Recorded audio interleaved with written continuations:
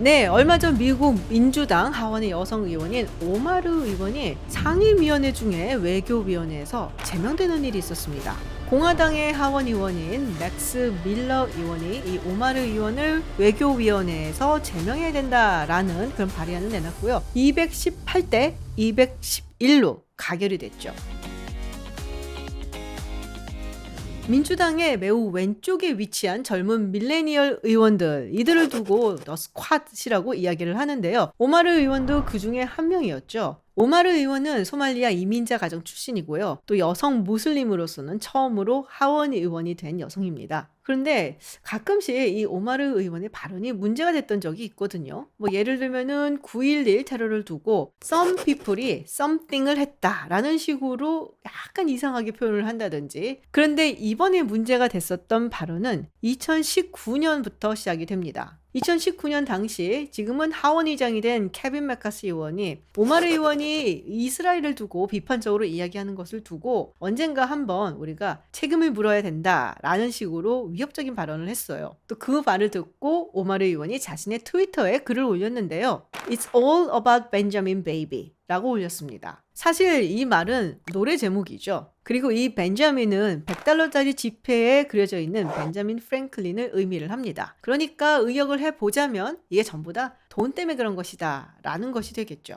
그리고 바로 다음에 올린 트위터에서는 유대인 단체로 유명하죠. 에이펙을 언급을 하면서 공화당 의원들이 에이펙으로부터 여러 가지 로비를 받는다라는 식으로 의견을 표명을 합니다. 당연히 이 오마르 의원의 트윗에 많은 공화당 의원들이 굉장히 분노했고요. 근데 사실은 민주당 의원들도 상당히 비판을 했다는 점입니다. 사실 우리가 친이스라엘 정책 얘기를 하면은 트럼프 전 대통령 때문인지 이 공화당 사람들이 훨씬 더 이스라엘에 친화적이다라고 생각을 하는데요. 민주당 역시 친이스라엘 정책을 지지하는 것도 사실입니다. 따지고 보면은 미국 의회에 유대인 의원들을 생각을 해보면 민주당 소속이 훨씬 더 많아요. 현재 회기만 하더라도 총 33명의 유대인 의원들이 있는데요. 이 중에 하원에 24명 그리고 상원에 9명이 있습니다. 그리고 하원에 22명이 민주당 소속이고 2명만 사실 공화당 소속이에요. 이번에 오마르 의원의 제명안을 냈었던 맥스 밀러 의원도 사실은 유대인이었죠. 사실 오마르 의원은 이것 외에도 미국 사회에서는 반유대적 발언이다 라고 여겨질 만한 그런 발언들을 수차례 했었기 때문에 민주당 내에서도 별로 인심이 좋지는 않았어요. 그리고 이 부분에 대해서 오마르 의원이 사과를 하는 일도 있었죠. 그런데 좀 기분이 나쁘긴 하지만 이게 뭐 제명까지 할 일인가? 라고 생각을 하는 분들도 있을 겁니다. 근데 저는 근데 사실 이 사건을 보면서 그리고 오마르 의원의 발언들을 보면서 생각나는 책이 하나 있었습니다. 존 미어샤이머 그리고 스티븐 월트의 이스라엘 로비라는 책입니다. 사실 오마르 의원의 발언처럼 이 책이 처음 발간됐을 때부터 굉장히 많은 논란과 반향을 일으켰었죠. 이렇게 국제정치학계의 두 거장이 함께 공저를 한 책임에도 불구하고 출판사를 찾는데 좀 애를 먹었다라는 이야기도 있고요. 그리고 이 책이 발간된 다음에 의뢰하게 되는 세미나라든지 북 콘서트를 하는 데에도 상당히 어려움을 겪었다라는 스토리가 있습니다. 자, 그렇다면 어떤 내용이길래 이런 두 거장들이 어려움을 겪었던 걸까요?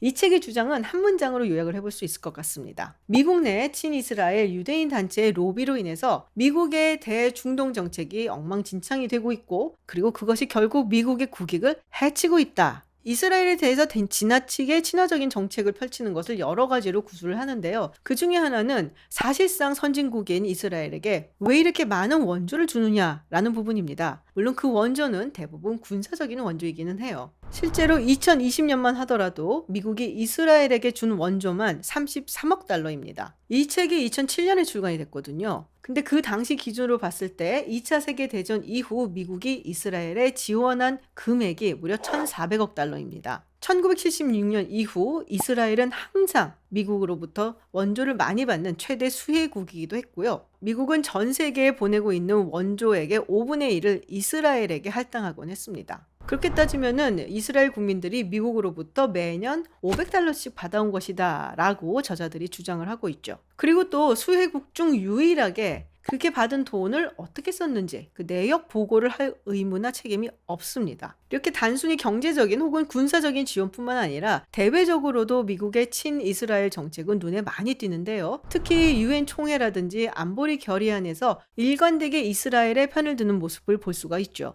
2004년 12월 유엔 총회에서 이스라엘이 팔레스타인들의 인권을 침해한다라는 것을 규탄하는 결의안이 있었는데요. 그때 당시 미국은 이스라엘의 편을 들었었죠. 그뿐 아니라 이스라엘의 불법 정착촌 건설을 중단할 것을 요구하는 결의안에도 이스라엘과 함께 미국은 반대표를 던졌습니다. 그렇다면 왜 이렇게 이스라엘에게 도움을 많이 주고 또 지원을 하는 것인가? 대다수의 학자들은 이스라엘의 중동 내에서의 전략적인 이유 때문이라고 이야기를 합니다. 예를 들어서 이스라엘이 미국 측에 주고 있는 정보 자산이 굉장히 중요하다라고 하는 것이죠. 냉전 시대에는 이 소련도 이 중동 지역에서 자신들의 세력을 확장하려고 했었고요. 그래서 미국과 경쟁을 하고 있었는데 소련과 미국 중에서 저울질을 하고 있었던 다른 아랍 국가들하고는 달리 이스라엘은 처음부터 미국과 계를 같이 했었죠. 그래서 그만큼 또 든든한 전략적인 협력 국가다라고도 말할 수가 있고요. 냉전이 끝난 이후에는 대테러 정책에 이스라엘 정보 자산이 또 굉장히 중요하다라고 이야기를 합니다. 그런데 미어샤이머 교수나 왈트 교수는 이 부분에 대해서 부정적으로 바라보고 있습니다. 이스라엘이 주고 있는 정보 자산이 그렇게 썩 훌륭하지 않다라는 의견을 피력하기도 하고요. 그리고 냉전 시대에는 일부 그런 역할을 했을지 모르겠지만 지금은 그렇지 않다라고 이야기를 하죠. 그리고 이 당시에도 지나친 친이스라엘 정책 때문에 이 주변 국가들의 미국에 대한 반감은 더욱더 고조되고 반미 감정이 만들어지는 계기가 됐다고도 말합니다. 그렇게 되면 오히려 미국에게는 굉장히 많은 피해를 입히게 되는 꼴이라고 하죠.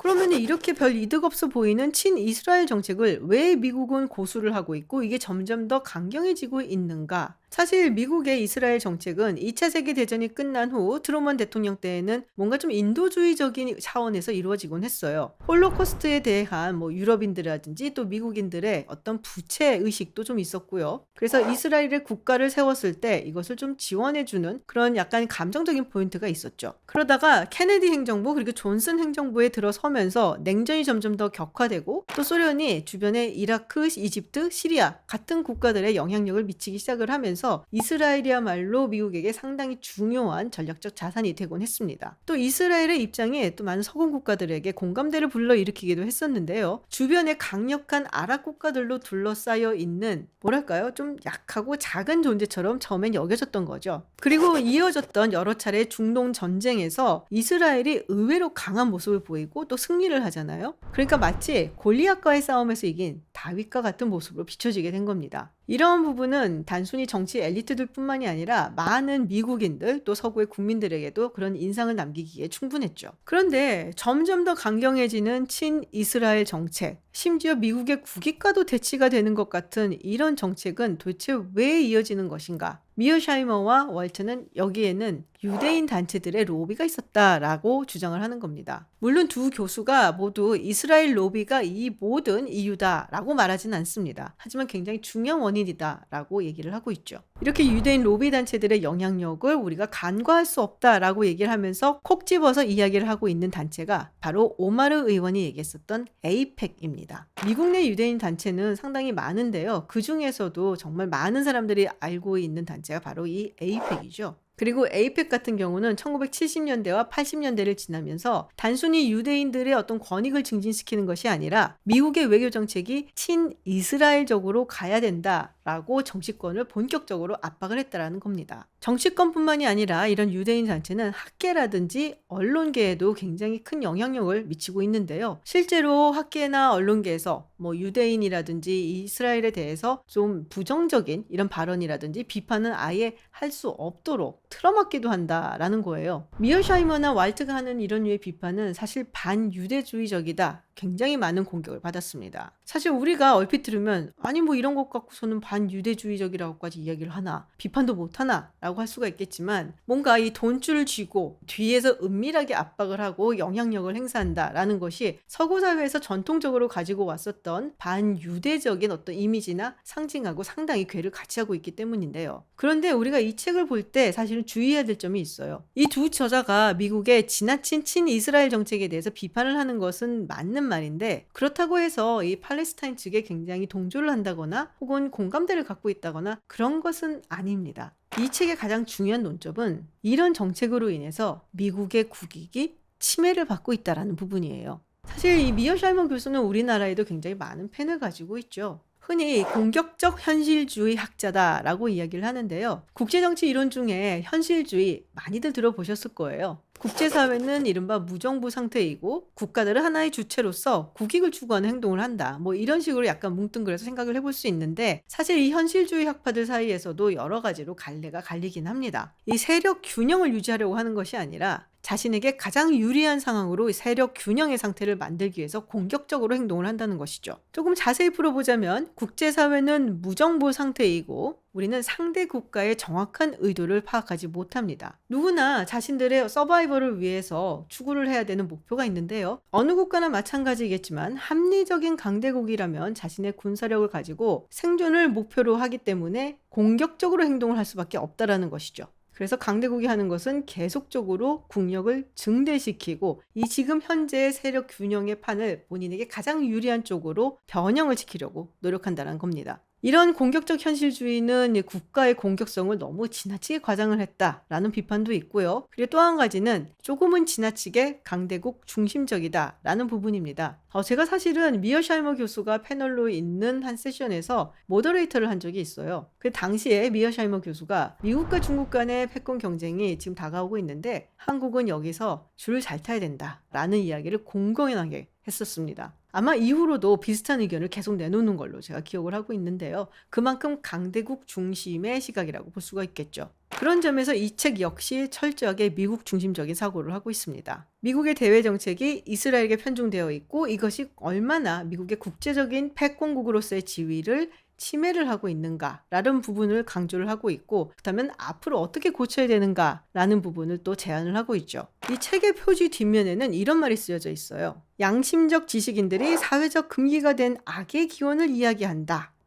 네, 대단히 저명하고 훌륭한 학자들인 것은 맞는데 이들이 이야기하는 것이 양심적 지식인으로서 현재의 미국의 이스라엘 정책을 비판한다고 보기는 좀 어렵습니다. 그러니까 한마디로 이렇게 약간은 감성적으로 접근한 책은 절대로 아니라는 것이죠. 공격적 현실주의 학자들이 미국의 이익을 위해서 대이스라엘 정책을 수정을 하라라고 요구하는 것이 이 책의 주장이라고 보시면 됩니다. 말씀드렸다시피 이 책에 반유대주의적인 관점이 담겨져 있다라고 해서 굉장히 많은 공격을 받기도 했었는데요. 사실 이 유대인 단체들의 로비력을 너무 과대평가한 게 아니냐라는 이야기도 있었습니다. 그리고 책을 읽어보시면 아시겠지만은 사회과학적인 어떤 툴을 가지고 분석을 한 것보다는 많은 일화들에 의존을 해서 이야기를 풀어나간 점도 없잖아 있기는 합니다. 그리고 사실 이 유대인은 어딜 가나 굉장히 관심을 끄는 주제이기는 하죠. 어떻게 보면은 이 서구 사회에서 터부시되는 유대인 비판을 시작을 했다라는 점에서 훨씬 더 많은 관심을 받는 것이 아닌가 싶네요. 근데 책을 읽고 나서